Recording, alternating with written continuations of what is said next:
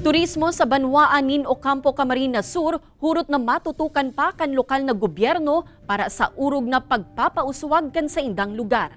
Uyan report ni Jessica Calino. Go-to place na subuot ni Marisol ang Banwaanin o Campo kung mauot niyang mag-relax. Kaya digdi niya man dinaraan sa iyang mga bisita, nagikan pang Taguig.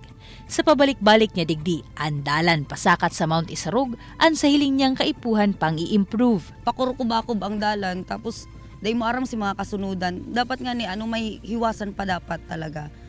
Pag-arog kayan, may kasabatan, delikado. Pareho man kaini ang naobserbaran kan sa iyang mga kaibanan. Siguro for tourists to increase, kailangan nila ng yung more signage, saka siguro i-prevent yung, hindi ko alam kung paano pero yung mga locals dito, kailangan masabihan para sa safeness ng mga bata. Kasi nung dumadaan kami, ang dami rin mga batang papunta sa kalye. Mas magayon man daakon available online ang mga detalye o listahan kan mga pwedeng pasyaran sa Banwaan. Mas madali po natin makita lahat ng mga information, especially dito po sa lugar. Para man kay Marcelina kan Barangay Villa, Florida, mas makakatabang daa talaga urog na sa indang mga residente kung maestablisar kan LGU ang turismo sa Banwaan na sigurado mang makakaenganyar nin mga turista.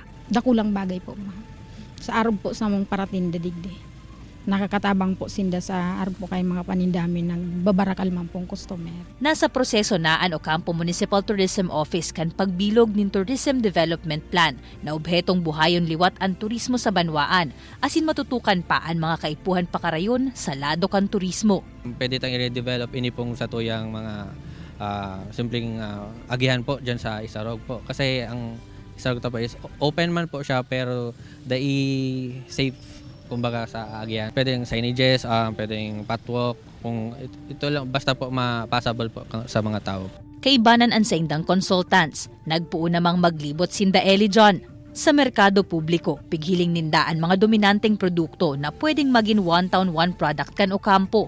Pigbisita manindaan pirang heritage sites as in potential area for tourism sa lugar. Kabali man sa pighihiling nindaan pagiging andam kan mismong komunidad na mag-akomodar nin mas dakol na turista. Sa bulan nin Pebrero, hurot na mabilog na ang Tourism Development Plan. Nalugod sa maabot na panahon, magindalan man kan urog na pag-uswag kan Banwaanin o Campo.